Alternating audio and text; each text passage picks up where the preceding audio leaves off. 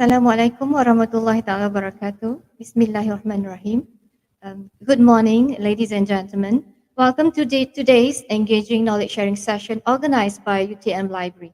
This session is being streamed live on Facebook, so please like and share to spread the knowledge. All right, today we have the privilege of exploring a topic that holds immense significance in today's research landscape entitled the UNESCO recommendation on open science, catalyzing research community engagement. So with us today is Associate Professor Dr. AINI SUZANA from UTM Perdana Center of Science, Technology and Innovation Policy Studies, who will guide us on this enlightening journey. Assalamualaikum, Prof. How are you today? Waalaikumsalam, Puan KHAIRULBAHIYAH. I'm fine, thank you. All right, Alhamdulillah. I know you have a very tight schedule. I was told that you are also facilitating a workshop at MOSTI at the same time. So thank you, Prof, for your time. All right, now allow me to introduce our esteemed speaker, Associate Professor Dr. AINI SUZANA, binti Datuk Haji ARIFFIN. Okay, Associate Professor Dr. AINI SUZANA is a renowned strategist in the field of science, technology, and information policy formulation and evaluation, as well as international strategic alliances and strategic planning.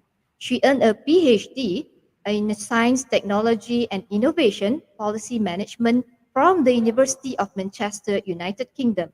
She also earned a certified professional trainer and facilitator on entrepreneurship educator granted by the Ministry of Higher Learning Malaysia. So in 2020, her expertise was recognized as she was appointed as the Chair of Science, Technology, Engineering, Innovation Policy of Asia and Pacific Region Network, STEPAN, under UNESCO. So her accomplishments extend to successful research collaborations both nationally and also internationally, positioning Malaysia prominently on the global stage. With extensive involvement of STI policy, formulation and evaluation, and numerous leadership roles, our speakers' insights promise to be enlightening and invaluable. All right, Prof. Now, let's kickstart to our discussion by exploring the various dimensions of open science and its profound impact on research communities. All right, Prof. Aini. My first question, okay, let's establish some fundamental understanding. Could you explain what science is and the distinctions between traditional science, new science, and the transformative concept of open science? Okay. Yes, Prof. Okay, thank you. Let me say Assalamualaikum and good morning to all beloved participants and my friends from UTM, either from JB, KL or Pagoh, if any. Yeah. Okay. At least now you know a little bit about my profile. My background, my expertise is good for the future collaboration. Yeah, so if you're looking for collaboration on open science, but at least you know who to contact now. Okay, and also thank you to our chief librarian, Puan Ashikin Muhammad, and all the senior members for inviting me to share at this morning session. I will try to share my experience on open science, especially focus on open science recommendation on behalf of Stefan. And also, as you know, as a policymakers, I always deal with the hard topic, hard matters. But I try, as what Khairul mentioned just now, that we try to make this session a very relaxed, but it's very informative. Okay, back to our, what I call it, a first question just now. We're talking about some fundamental. I think it's good for us to set what is science before we go further on open science. Okay, as we know, science now is always considered very crucial, very important. To the extent nowadays, they claim that no sustainable development without science. So science education is very important, especially involving the critical thinking. because we can, with that critical thinking, we can solve a lot of world problem. Okay, let me start briefly to my slide as well. I have prepared the slide and I will share the slide with all the participants interested. Okay, what is science? It's very simple terms. Science is knowledge, and we gain through our study and practice. So that is science. And then it's always talking about systematic field of study. We refer to how we organize the body of the knowledge. Usually it's through the observation and experimental. That's where we have a lot of R&D, research and development activities. So we observe, we do experiments to get the knowledge. So sometimes they call it pure science, and also we have applied science. So they always have two major. One, we're talking about natural science, there where we study knowledge about the natural world, and also we have the social science. Social science now is become very important, but in Malaysia also, if we're talking about science and technology innovation, now we also look element of social economic development as well. Yeah, we understand, we look into the human behavior and society. So that is about science. So next one, let us after we understand what is science, now they're moving towards new science. Okay, what is the new science? So the new science now, they're moving to the public good. And so the public good is best if we can develop is through free and open exchange. This is where the open science very come into the picture. We need a systematic ecosystem. So when we're talking about ecosystem, we always focus on three elements. So first, we have to build the institution. We need the institution. Like for Malaysia example, when come to the science element, it's cross the ministry, but for the science, technology, innovation is mandated by Ministry of Science, Technology and Innovation. So in Malaysia, we have built the institution, and also we built the network. Okay, so for network, we are talking about local network, national network, and also involve the community. Individual, organization, national, regional, international. So this is the consider is new science, because maybe traditionally science, when we conduct the experiment, everything is we call it a closed science or closed innovation. Now with the new approach, we're talking about the open science. And at international level, open science is always related to the science diplomacy. And then so the community, research community can access to the network world for this modern science. Is benefit to the poor. Nowadays, the new science benefit to the poor developing country that have invested less on the research and development. But however, this country, maybe I can say a little bit, also include Malaysia, we unable to take the advantage of these existing resources, scientific resources, because of two elements: lack of funding, this always, and you can hear, and also the human capital. So we have lack on that. So therefore, science can be flourished best if we have in the borderless world. That means there is no what do you call it, is flow and can be pushed towards the limit further based on who really need the knowledge. So that is the new science that I can share. So we, in brief, we're also talking about what are the current situation in the world now about science. So we can go to the next slide. Okay, so what happening now in science? Okay, worldwide, we look at the world part. So science spending increased by 19% over the last 4 years. Okay, and also the scientists in the world, okay, the scientists who the one who developed the knowledge grew by 13%. Now we have in 2021, based on UNESCO report, we have 1.8 million of research members, community related to research. And then since it start from 2020, even though the COVID, this trend has boosted up, more researchers, more scientists. And then, however, we can see the growth of the scientists, or talking about the spending of the science is uneven. Okay, like China and US, they account more than 63% of increase in spending, including Korea and Europe as well. So that's why, like Korea, they spend their research spending is up to 4.5% of the GDP. Okay, and then we're talking about what we call it. However, we look at the spending grow in R&D, but the economy is a little bit slow. We're talking about that. So, however, in terms of the research landscape, developing country is increasing, uh, increase a little bit, whereby compared to the high income country, so their scientific publication has shrank from 69% to 60 because being filled up by the developed country. So that is the scenario of our science. So because of that, our science, the knowledge must become less unequal. So we want a more cooperation, more collaboration when we conduct this research, we conduct the innovation, and must be open. So if you can see today challenge, such as climate change, what happened to, I think 2 or 3 days ago, because of the global warming, what happened to Hawaii, to Maui city, more than 99, I think the numbers of that increasing because of the climate change. And then because of water management, food security, biodiversity, and all this has been addressed in the Sustainable Development Goal. So it's very crucial. That is why we must mobilize our scientists, researchers, okay, from all over the world. So now we cannot work alone. We have to work together. We have to collaborate together to solve the global issues. So the next one, we look at the power of science. So after I explain everything, what is the power of science?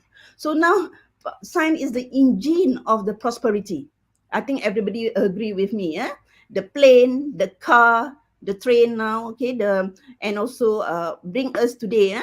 Where are we today? And also the internet, the smartphone, energy, even the clothes and the food that we eat, okay, because that is all because we develop because of through the science, through the knowledge. So that is the power of knowledge. And then I also mentioned just now, we want the knowledge, okay, the knowledge not only for the not talking about the better science, but we're more talking about the hope of the wisdom, with all the kinds of the culture.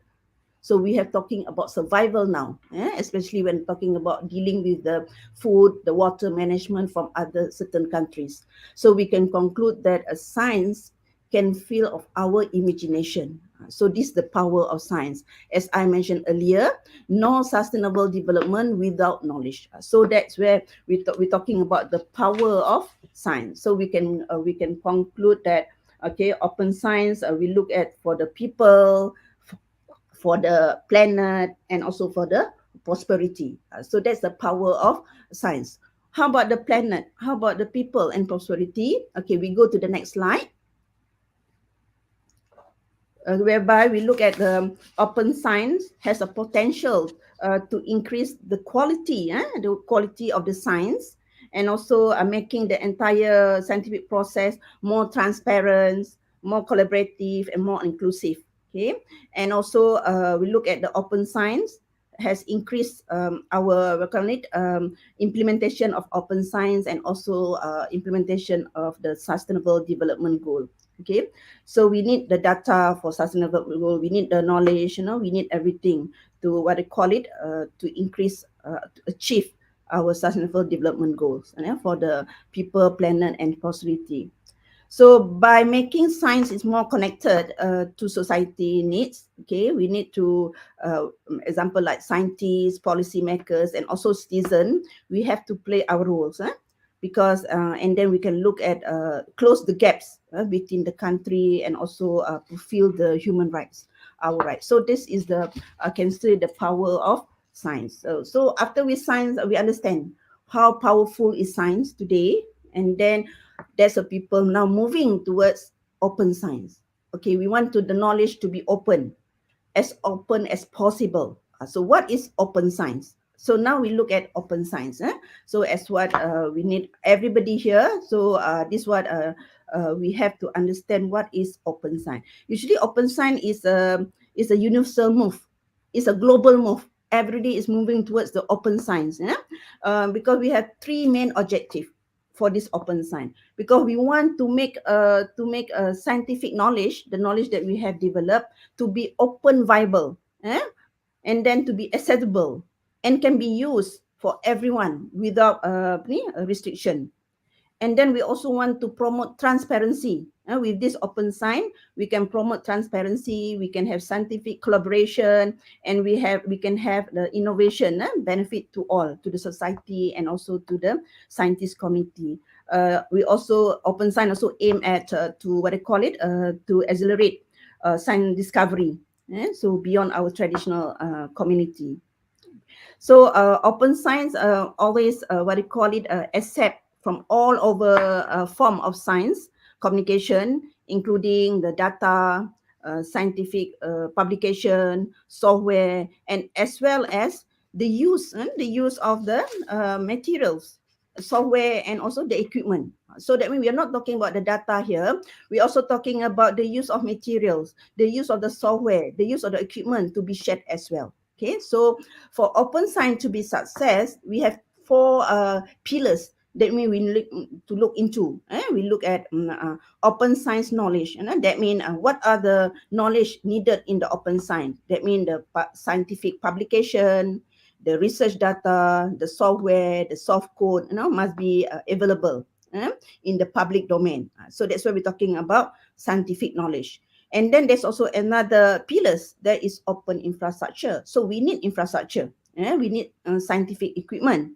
And then we need the knowledge-based resources, collection of data, and we also need the open computation and the digital transportation. But now the world is moving towards the digital economy, and that digital infrastructure is very crucial to support open science.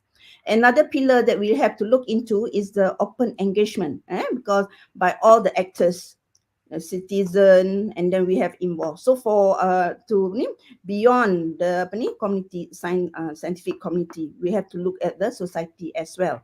So for Malaysia, I can say we have, in terms of engagement open science, I think the government have set a policy whenever we involve open science. We also try to adopt a curricular helix, whereby we involve the government agency, coming out with the policy, the structure, and then we also involve on the companies, industry, how they can use the data, how industry also can engage and share their data, the association, because we have so many association, as well as the society. So when we're talking about science, we look at everybody is engaged for this to implement this open science.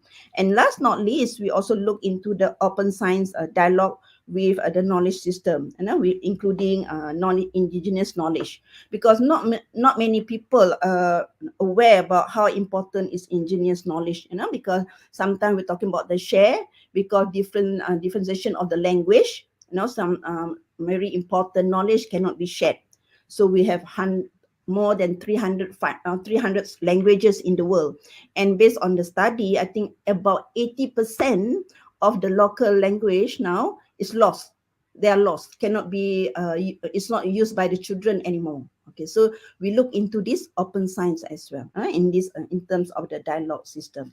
So the next one, we're looking into how people always ask us, okay, how open is open. Okay, as open as possible and as close as necessary. So this is the thing, even though people or the world talking about open science, but we have to remember open as possible and close as necessary.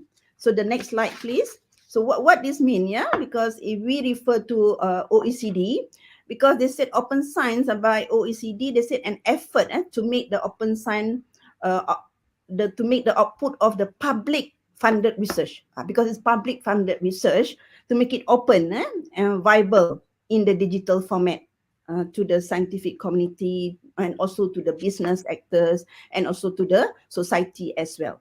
And also open science must be free access to knowledge. But okay, let us see what we mean by open as possible and also close as necessary.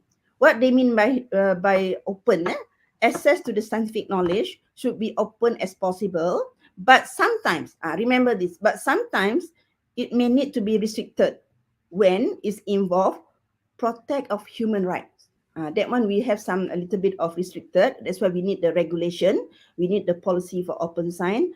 And when involve confidential matters, personal information, and also sometimes secret engineers knowledge. So this one we can consider a little bit of close if necessary. So because of that, in the perspective of UNESCO recommendation, they look into open science. They come out with 12 what they call it a perspective of open science. For example, they're looking into open lab, open data, open evaluation. Okay, we're talking about open access. Okay, so we have about 12 elements that we're talking about open. So this is all the element we have to make it. Some is considered open, some is considered closed. Okay, so we can see when open science involve everybody I mentioned, to the society, to the business. So I can see we have a total engagement. Now you're talking about open science is the engagement.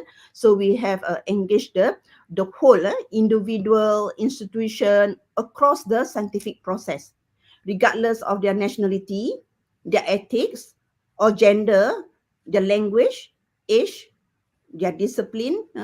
So all is become the actor. They involved in the open science. You can see here more than 25 actors.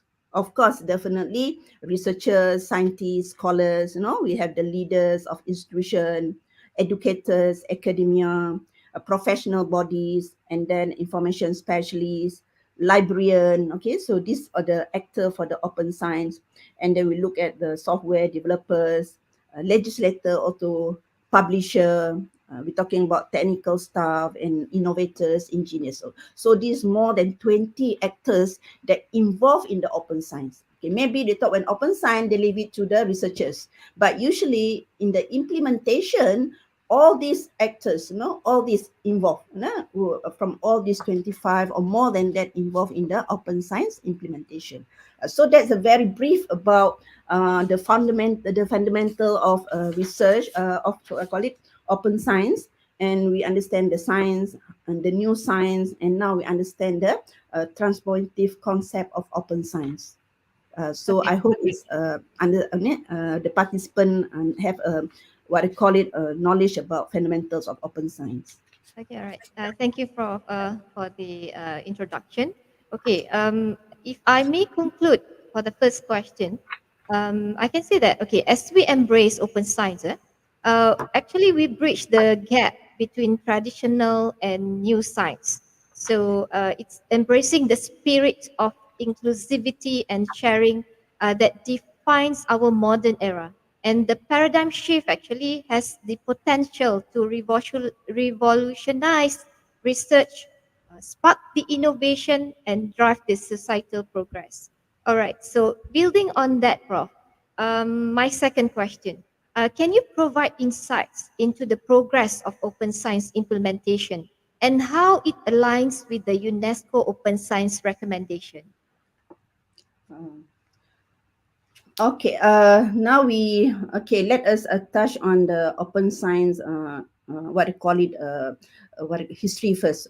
Who mooted this open science, and then introduced this open science, and then how we implement this open science. Okay, as I think I believe most of the participants aware about the open science recommendation. I believe so. But anyway, let us refresh, and then we understand again what is open science recommendation in the perspective of UNESCO, because UNESCO in November 2021 at the UNESCO 41 General Conference, about 193 countries, member state, they have totally adopted and agree the UNESCO recommendation open science. Okay, as I mentioned just now, definition open science. So now we understand what is open science. So they have adopted this open science. So this is the first international instrument of open science, at the international level, at the global levels. Okay, everybody consensus. They look at the value of open science. They come out with the guiding principle of open science. So this is when it comes to the implementation, we want all the country members, 193 country members, can get what I call it through the balanced multi-stakeholders, okay, we try to have the what they call it transparent consultation process when come to the implementation of open science. So consensus is very important here. And then so we also, because to address the multiple actors just now, and also we look at also the recommendation of open science, also look at the different level of operationalize, because we know every country, the stage of the level of the development of the knowledge, acquire or knowledge is different, especially if we compare between developed nation and developing nation. They see the different stages of the innovation process, on the innovation approach. So because of this, we look into the open science principle. We come out with the principle. So because of that, also now after this open science recommendation have been introduced in 2021, no, and then also the what they call it, now UNESCO call up everybody, all the country members, to develop comprehensive open science monitoring framework. Okay, now we need to monitor. Okay, we have the open science recommendation. This is the first instrument, the first in the global, how we're going to monitor the framework. Okay, so that is some of the what I call it initiative, and also we look into that. So in order to have this implementation to be very smooth, effectively implemented, because of the due of the diversity of science system, and then also different what they call it process actors play roles. So we have to understand that when it comes to the implementation, there is no one size fit all. So now, because we can, everybody, all these 133 countries, this open sign, this is the implementation. Everybody have to follow this framework. Everybody have to implement all that. So no such thing, because I mentioned just now, depend on the level of the scientific knowledge process and innovation and research development. So there is no one fit all. So due to that, UNESCO have developed 4 values, agreed consensus by all the members. So when we want to implement the open science, we always try to incorporate the 4 value. So our open science, then maybe the next one we can look into, must be quality of the data sharing, the integrity of data that we share. That one is very important, and the quality. Sometimes we share information, but there is no quality data. So that's the first element, the first value. Then we look at collective benefit. Should be benefit to all. Open science not only one-sided, not only for developed nation. We're also looking into the developing and poor country as well. And equity and fairness. So we're talking about the sharing of the data. It's not only developed nation or multinational organization get the benefit from the data development of the knowledge, development of the science, but also must be equitable, fair to other country as well. And last not least, they look into diversity. And that's where I addressed just now, the indigenous knowledge. Indigenous knowledge is very crucial. We're talking about inclusivity. Sometimes when we share, we look into the local, what are the localized, the what they call it, the data sharing as well. With the 7 principle in open science, they have 7 principle. Must be transparent. That means whatever we use, whatever data that that we share, data that we use, the material that we use must be transparent, including the platform that we develop for the open science must be transparent.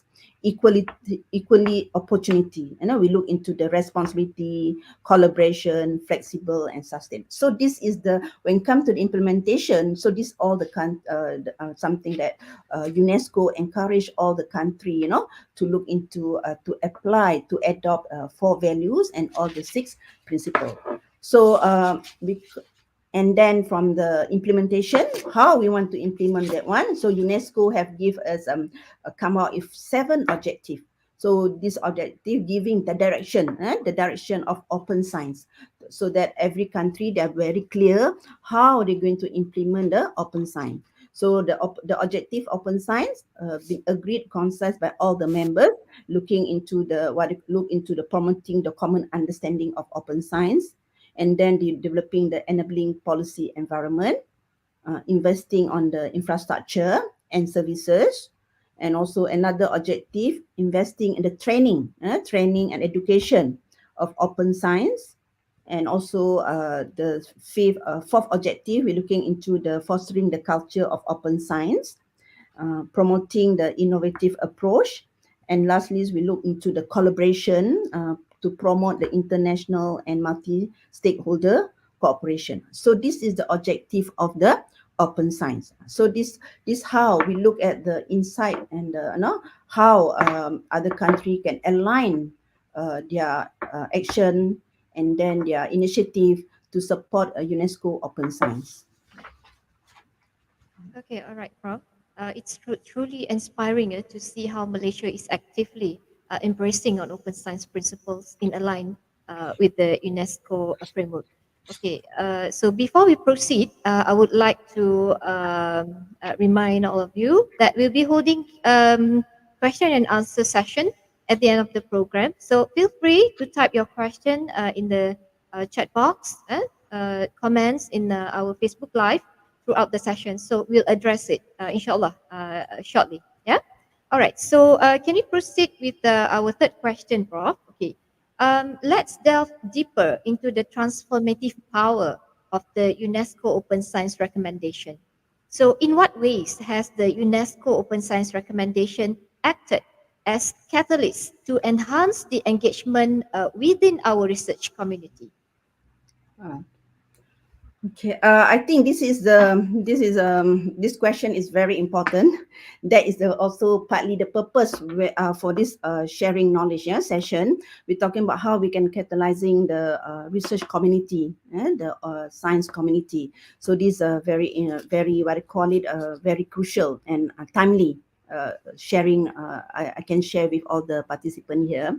Okay, we look at. Just now I mentioned that UNESCO and all the 193 country members have launched the Open Science in November 2021. So in early 2022, the UNESCO HQ have take the initiative to develop the five working groups, where they focus on five high impact areas, so that they can implement the open science effectively, and then meet all the seven objectives just now. So they have five working group focus on capacity building, policy instruments of open science, financials and incentive, because this is all crucial for the implement. And also this working group of UNESCO also looking into infrastructure. What are the suitable infrastructure? What to make it accessible, to make it affordable, And then last not least, they're also looking into the monitoring to ensure the effectiveness of the open science. So with this five working committee, and also UNESCO have come out with the what I call it, the governance of open science. So they have established the steering committee. So this steering committee comprised of 6 groups, because we're talking open science now is universal. Open science is global. So due to that, we have 6 groups when it comes to catalyze this research community. So we involve community all over the world. So what I mean is all over the world, we have 6 groups. First group is looking at the Western Europe, and also the North America states. So the second group, working group, that we have looking into all the 5 elements, the Eastern Europe states. The third one, we look at the Latin America and Caribbean state group. The fourth group, that's where my contribution as well. Afterward, I explain to you on the STEPAN, because that's where STEPAN play a role for the Asia and the Pacific state. Yeah.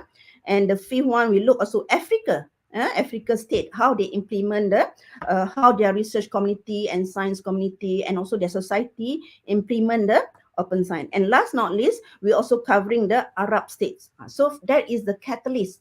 The community is a global. So when we're talking about open science, we are not alone. Malaysia is not alone. We say like, we want to follow UNESCO recommendation. Usually it's all over the world with all the 6 groups. That is how they come out with the steering committee for open science.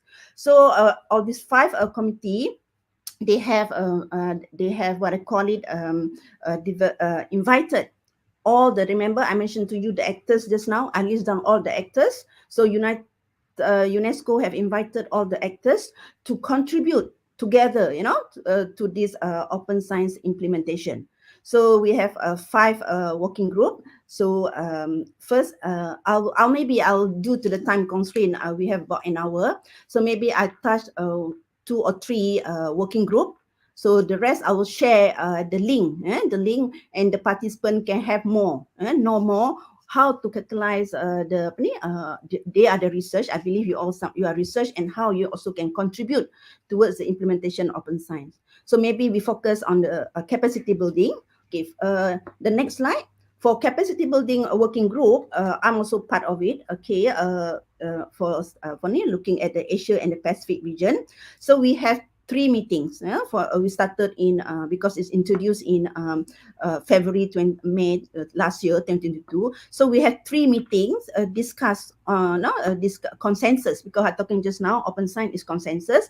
We have the first meeting on the 12th May. So again, we have the meeting 26th May, and reason one, we have the 20th on the 20th February this year, 2023. We focus on capacity building, and we look at the progress of the capacity building of open science. So for capacity building, we cover on three major elements. So we look at awareness and understanding of open science. So maybe we look at to what level the not only the research community and also their society. So example, like research community, if you want to collaborate with the society, you have to know that society also understand the open science. If you want to also collaborate with the industry, with the company, they also have to understand about the open science. So our awareness program is looking into all level. And then we look at the specific competency and skill set. What are the specific competency needed for the open science, and to make it more effective? And we're also looking into the equitable global approach when we build up the capacity of the open science. So for the participants, if you want to have more information, Open Science Capacity Building Index, all the index on competency index have been shared. It's online. So you just go to UNESCO Open Science Capacity Building. You can access to the information, to all the data, all the index. Okay. So, however, there is still have the gaps. The gaps in capacity building when talking about the training material of the open science. Because just now we're talking about the global, universal. So the knowledge of transfer of the knowledge, of this knowledge, because mainly is all the language is in English. Okay, so like example, afterward I can share with you as well, like ICAS, international knowledge of engineering, science, technology in China. They have share all the data in 18 languages. So there's a good what I call it, collaboration. You want to collaborate on the open science, together with the China. And then in the capacity building, we're also looking at we're going to develop the framework of the competency, and then we're going to develop the strategy approach for capacity building, and what are to monitor the impact of capacity building, and also we will look at the effectiveness of the capacity building. So that is where I think the working committee implement the open science. So another working committee that also can share on the policy, because policy is very important, working group looking at how we're going to look at the open science policy and instrument. Okay, so the next one, but when it comes to the open science policy, UNESCO also encourage all the country members to develop their own policy. And that means they have UNESCO come up with recommendation, but each country is good for you all to develop your own policy instrument, policy instrument. I think in Malaysia, we have incorporate open science policy under the National STI Policy 2021-2022. 2030, 2030, what I call it, National Science Technology Innovation Policy. We have incorporate open science and data sharing in that policy. So for Malaysia. So we also have a lot of meeting with all the actors research community to catalyze this open science. So again, we also have the meeting in last year, twice meeting in May and September last year. And this year, on the 3rd April, we have the last meeting to get a consensus on our policy instruments. Yeah? So we focus on two, development on the global repository of open science. Global repository is very important. And we're also looking into the development of open science policy guide. So whereby we come out with 12 guiding principle. We look into the integration, we look into the clarity of open science, comprehensive of the data, look at the commitment, we look also how we're going to remove the barrier of the open science, enforcement of open science, and we also look into the monitoring and evaluation. And also all these documents, because this is the part of the principle we're talking about sharing. So all this information that I'm asking with you is down. You can upload it, or you can download it through the UNESCO. You can get more detail on that. Okay, so maybe I can touch another one. We talk about financing. Financing is very important as well. So we have also another meetings, three meetings to discuss on that. So under this financing, we look into come out with proposal to look at how we can revise our current research assessment and evaluation criteria. So they're looking into that. So we are moving now. For your information, I can share with you later. Most of the country now, they're moving towards the assessment of the impact factors. When it comes to the hiring and promotion of the research community, they're moving from the impact factors. So they are moving towards the change to the when it comes to the funding and the funders. Now they look more toward the research topic by choosing. When they view, should include the society and the citizen involvement as well, not only on the research product. So we're looking also on the public-private partnership. So and then we come out with the standard indicators. So this is the financing, and last not least, we're also looking into the incentive, government incentive. Those are implementing the open science. Okay, so the rest you all can link. I have shared with you all those information. You can go to the next link, next slide.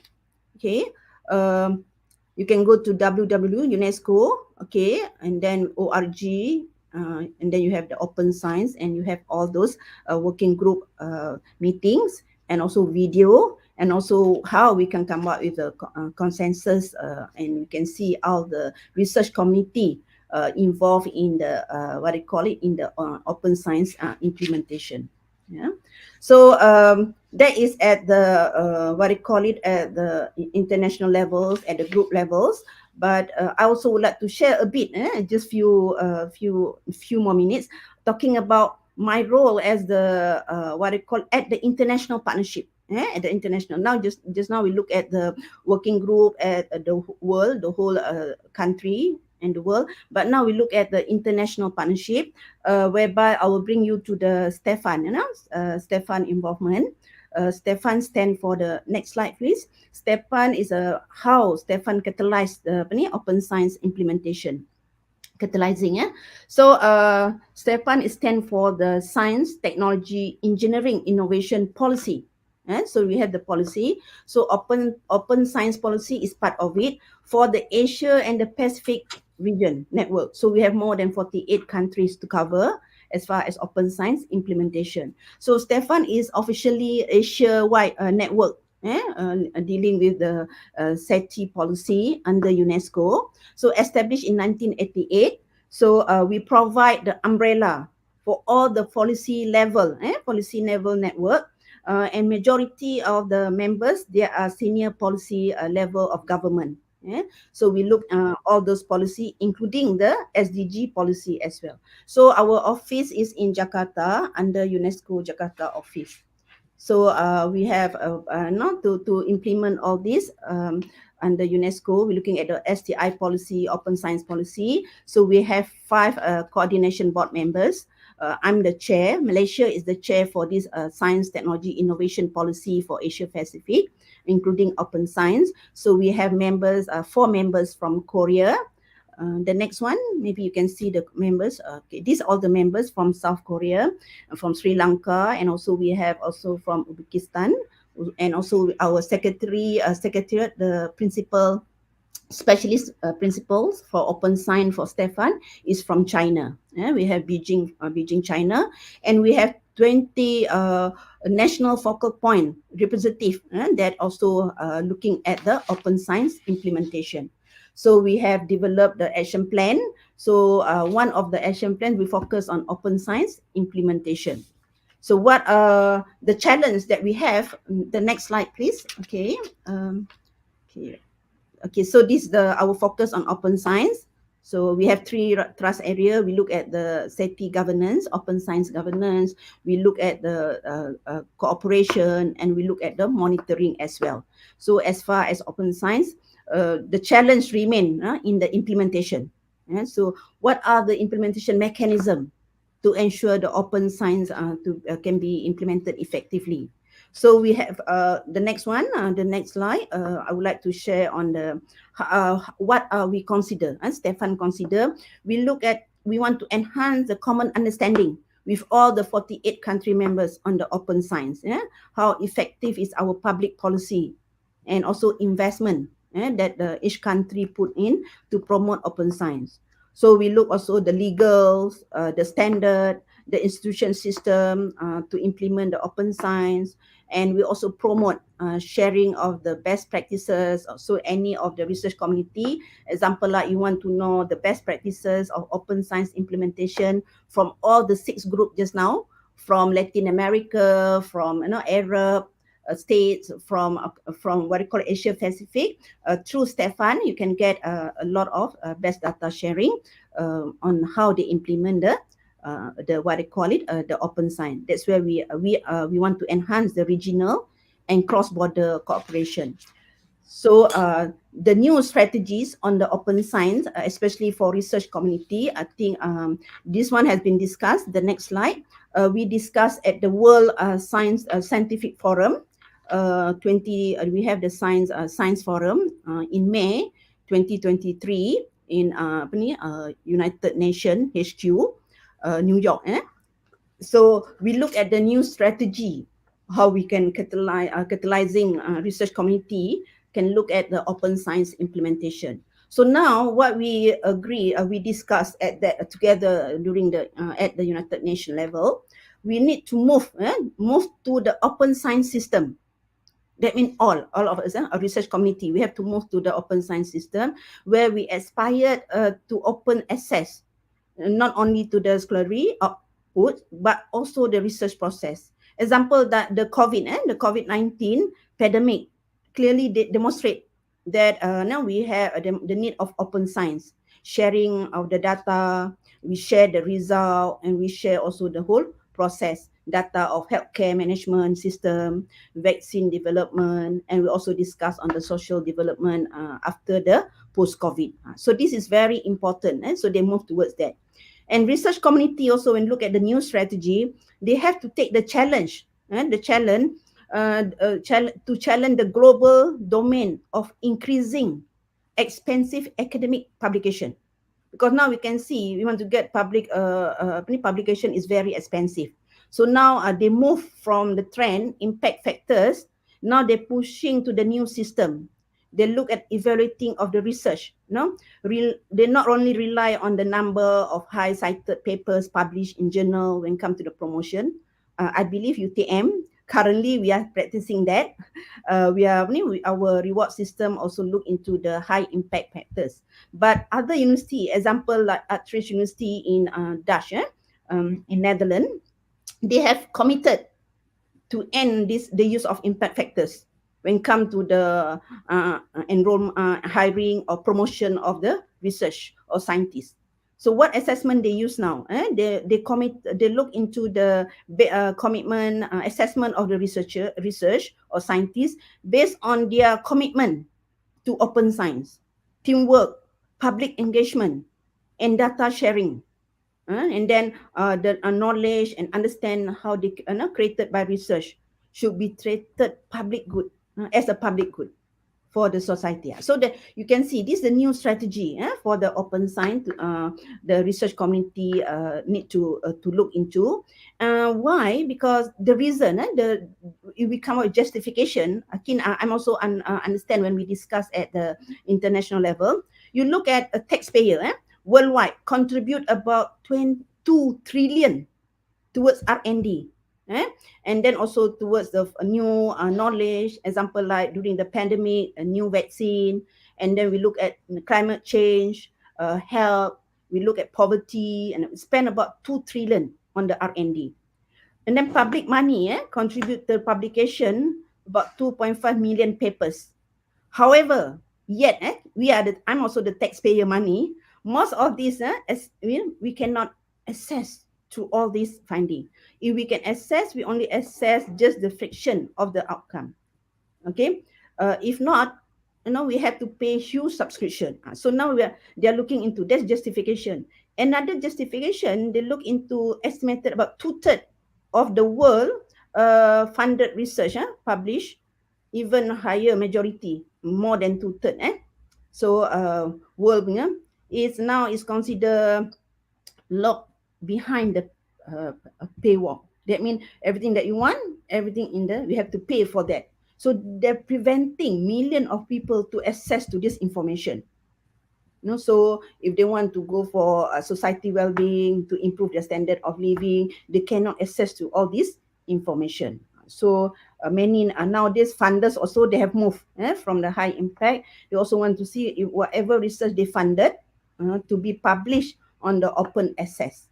So nowadays 85% of new research article published by the commercial publisher. So you can see that why we have to pay to the commercial publisher, but this is from the taxpayer money. So this is a new strategy that enhance the open science. Okay, so and then we look also at we look at also some initiative from STEPAN. I can quickly share with you. Involve the Africa continent just now. So in last year in December, we have the World Science Forum, Open Science, whereby UNESCO share all the working committee group finding, looking all the 5 elements just now: capacity building, infrastructure. So we have get the African continent to buy in as well to get their consensus. So in May this year, we also have workshop on open science infrastructure together with Japan. SOI stand for the School of Internet Asia Project. Of APEN, or we call it APEN of Japan. So how we can leverage on the open science infrastructure, and what are the challenges? So we look, and also we have this. We look at the STEPAN collaboration on the open science with ICAS. ICAS stand for the International Knowledge Center for Engineering and Science in China under UNESCO. Also the Korea as well, South Korea. So they all also part of our members. So like ICAS, now they have, I can share with you, now they look at the capacity building. Now they have over 110 online training workshop and open to all the members. So research community, you can go to the ICAS online, you can look at 110 training workshop they have, and then they have training, more than 30 training topic, talking about the scientific and research, and they have 16,000 trainers. Imagine that, they have trainers, and involving 100 countries, and they also have 1,500 online education video. It's free of charge, so you can access. So through STEPAN, we're working on this one, and we have worked closely with the Secretary General of ICAS, and they're willing to share with us. And also research community here, or our scientists from UTM, from also public university, please leverage on this partnership. And then because for 2023, they plan to have 25 training workshop. So you can go to the ICAS website, and then they target to have 1,000 trainers. And also it's all under partly under UNESCO initiative as well. And then we have 50 online education video with 18 language. So this is the initiative for Open Science to catalyze our implementation of Open Science. And we also have Stefan. Through Stefan, we can see two senior members just now be the vice chair for Stefan. We have a good collaboration with the president of STEPI, science, technology, engineering for planning, for the looking at the science policy planning. They look into the SDG and also frontier knowledge. They're willing to share the data sharing, and also through Steffi, they also promote the research mobility. So this through the data sharing, we can look into how we can together we implement the open science implementation. It's aligned with the UNESCO recommendation. Okay, all right, Prof. Thank you so much for highlighting the role of UNESCO Open Science Framework in fostering active engagement within our research community. All right, so Add, we're running we are okay, running out of time actually, Prof. yeah, okay. Uh-huh. Okay, so can we proceed to question number 4? Okay, it's Mhm. about the challenges. What significant challenges have researchers and also institutions in Malaysia encountered while striving to align with the UNESCO Open Science recommendation? So, any suggestion on these challenges, Prof? Okay. Because of the time constraint, maybe later on I would like to share, because this is sharing. Okay. Through Stefan and Istik, we have, in order for us to gauge what are the real challenges and barrier faced by our research community. So we have under UNESCO have together with Stefan, we have organized this this workshop to engage our what do you call it to gauge what are the real barriers, challenges in open science. Yeah. So we have I have what I call it appointed our expert because from UTM, four expert from UTM, from especially from Prof Haslina, and our ex deputy vice chancellor as well, Prof Haslinda, because they are all the computer science background, and Dr. PM Dr. Norris and myself. We look at how what are the challenges and what we need to do in order to mitigate this implementation of open science. So based on these two workshops, UNESCO has put aside 120,000 to help us to conduct this training. So we have come up with very comprehensive challenges.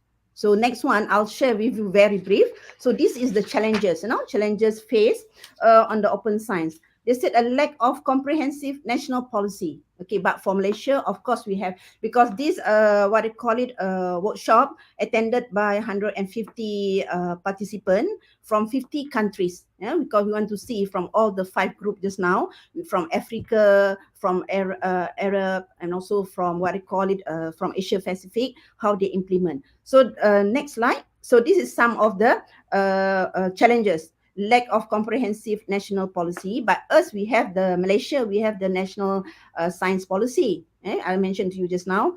They said open science is not currently linked to the national blueprint, and then we still adopt top-down approach, limited incentive, limited investment and open science, lack of infrastructure, and there is no standard guideline. They're talking insufficient network. But just now I mentioned to you a lot of network through the Stefan, because that's where UTM, especially UTM, our research community, please take advantage on and leverage on our collaboration on this network to when come to the implementation of open science. So limited budget. So this is the challenges, and we also don't have a champion in Malaysia. Who are the champion of open science? Because we know that open science now is led by the Academy of Science under MOSTI, but we also have research university also involved in that. And last not least, there's a limited best practice. Okay, so we also look at a 6 element of challenges, but I'm not going, due to the time, maybe we look at governance. What are the challenges in the governance? Next slide, maybe.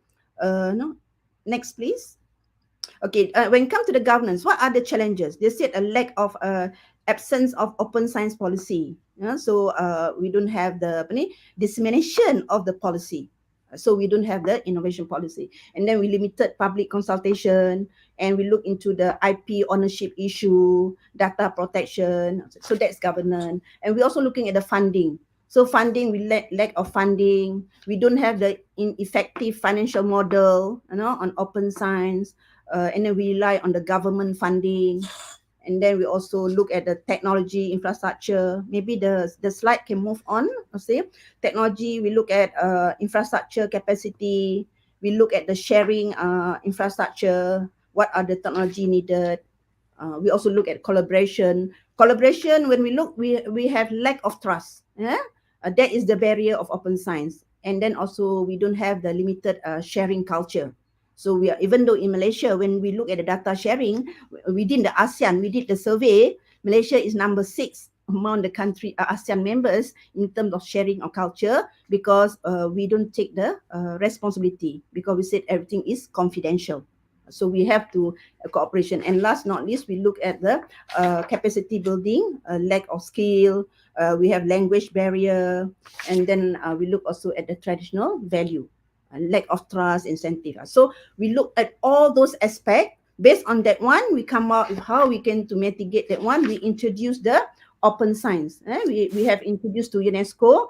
Our team come out with open science policy implementation. We emphasize on the 6 elements just now: governance, infrastructure, capacity, cooperation, funding, and traditional. Why we need this framework? Because framework is very important, because we need to control open science, we need to manage and to ensure the consistency of it, and we want to have a smooth coordination, and then it's comply to all the regulation, IP, we're talking about the institution, legal, communication, sharing. We're talking about the sustainable of open science, and last we're talking about delegation of the promotion of open science. So we also have come up with the engagement framework. We involve all the actors in open science. So that is very brief how we come out with the challenges and how we mitigate the challenges. Okay, so that's my sharing. Is it okay for the time? Oh, yes, yes, Prof. Okay, moving forward, we are eager to understand what are the government's role in promoting open science and what are the benefits gained, Prof. Okay. Okay, as I mentioned just now, one of our roles, we need a direction when it comes to the open science. So government have played the roles, government have introduced the national STI policy, incorporate the open science and data sharing in that policy. So we have the policy, that's one of the rules. And in order, when come to the implementation, government have allocated sufficient fund to develop the platform. We call it open science platform. Is a trusted platform under MOSTI.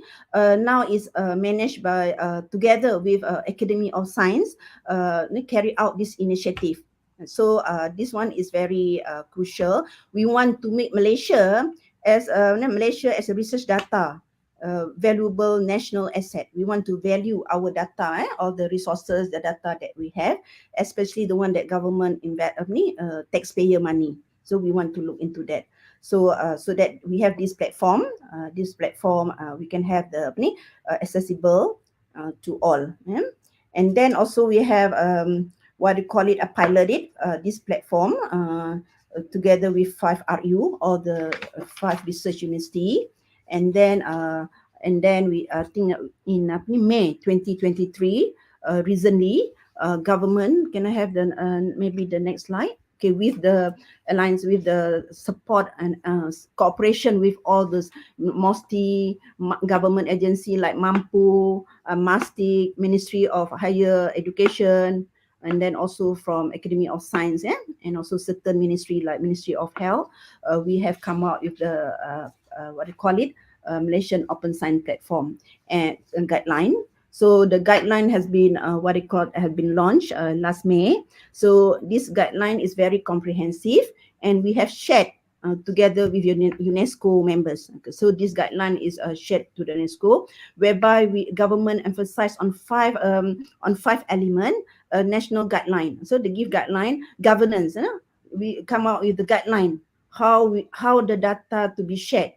We define the data and the standard we use, the principle we use for the, then we look at national policy. What are the policy for the guideline? So what the policy the government have come out with, all public funded research are required to make their data available in the institution, in the MSOP, the link. So they have to share.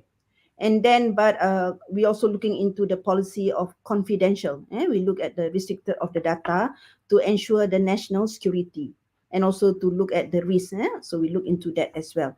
And then we look also the awareness. This one I mentioned about awareness. We look also awareness and capacity building. Guideline also provide this, and the guideline also looking into the technology. What are technology needed for open science, and what are the platform that we have to support the open science. Not least, they're also looking into the management. We have the data management plan, how we manage the open science and the capacity building for the data management. And not least, we're also looking at who going to manage this open science. So we have the training program as well, and we look into the training program. So we come out with the what do you call it, training program. So what are the benefit? Okay, benefit, we look at the platform itself. So the benefit, when government invests on this platform, we have a greater scientific impact. We have that because we have increased our visibility. We involve collaboration from over the world. We enhance our collaboration. We comply to the international and also the funders' mandate, what the funders want. And also we have the evidence-based policy. And last not least, of course, we also look at the value of the money invest in the data, in the R&D, the taxpayer money. And also looking into the not least, I also would like to look at what are benefit of open science to the research community. Very brief. Research community, we look at 6 elements, benefit them. Of course, dissemination, major dissemination because of this only visible of the publication.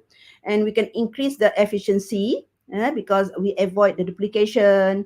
We can use the same what I call using the same resources. We don't have to use the same experiments. And more interdiscipline. We can involve better more discipline and better integration with the society. And then we also have the major impact, and then integrity, and last is a collaboration. And then also when about integrity of open science, now I open to you all because of the time constraint. Now what do you think about the AI? Because open science, we use a lot of data sharing, we use AI adoption. Now they're talking about chat GPT. So whether information through chat GPT is considered a quality of data sharing. Okay, so that's the benefit. So I have covered most of it. Yeah. Okay, Prof. Thank you so much. Okay, I have one question here from the audience. Okay, so I think that the question will answer the question number 6 as well. Okay, it's from Farah Wahida. It's from Farah Wahida. So the question is, okay, Dr. Suzana, from your perspective, how can libraries play the role on these 5 working group? Okay, actually, same question I would like to ask you, Prof. Okay, in the context of open science implementation, librarians hold an important role. We are actually architects of the information ecosystems. We are curating and organizing repositories of open access resources.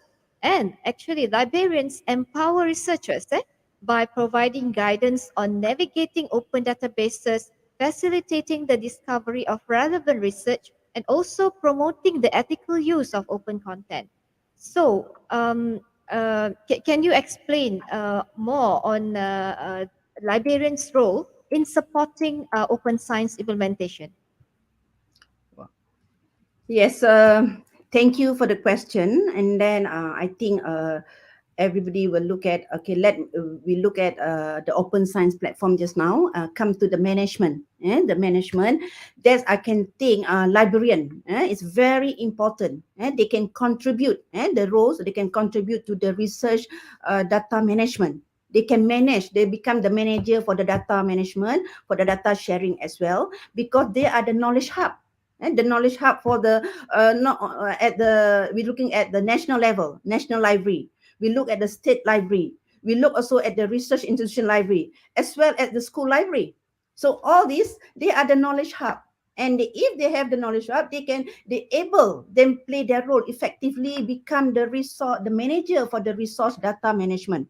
They look at the whole process of the research management, research sharing, and then they look at all the activities. Maybe they can become the what I call it, the organizer for the data or open data implementation.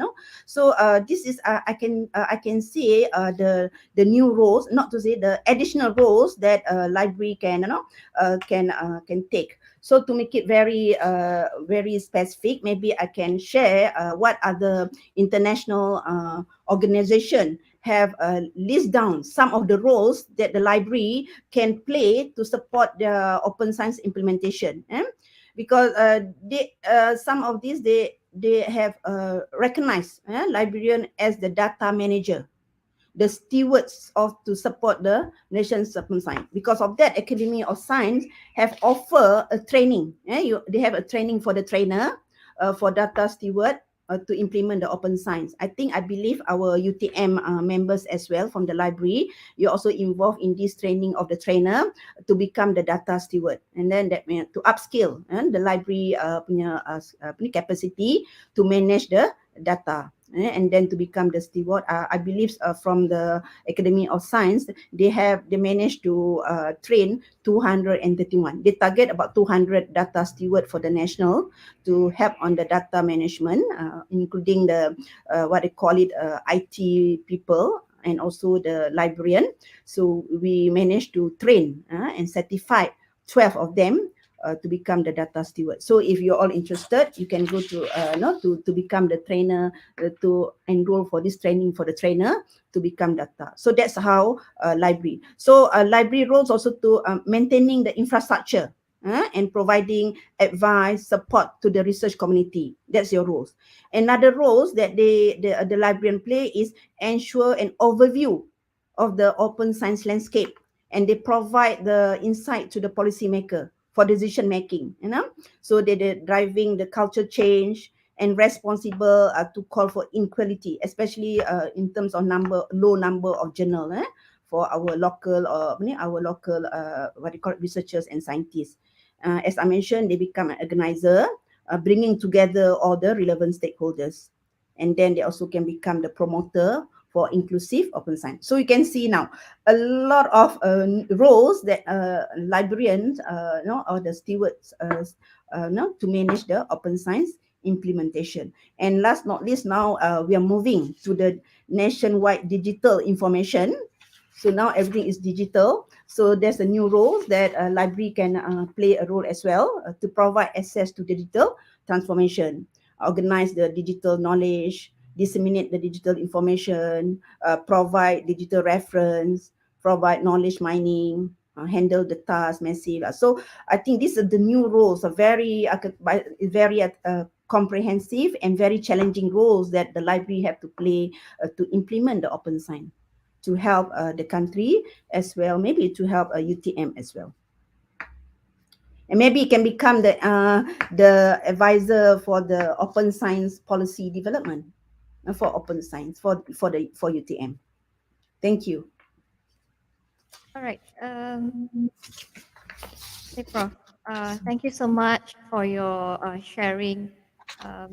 I would like to express our greatest, deepest gratitude to Prof. AINI Suzana for her illuminating insights and expertise.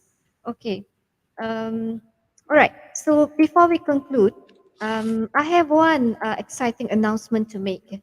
We would like to invite all of you to mark your calendars for the upcoming International Symposium on Citizen Science on the 3rd and 4th October 2023. And I'm sure this promised to be a remarkable event. So be sure not to miss the dates and register now.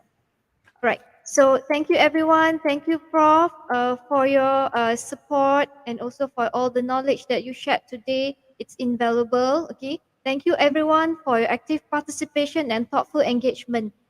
It's been an absolute pleasure to have you with us today. So we look forward to continuing our journey towards enhanced research community engagement through the principles of open science. Until we meet again, stay curious, keep exploring, and have a wonderful day. Assalamualaikum warahmatullahi ta'ala wabarakatuh. Okay, thank you.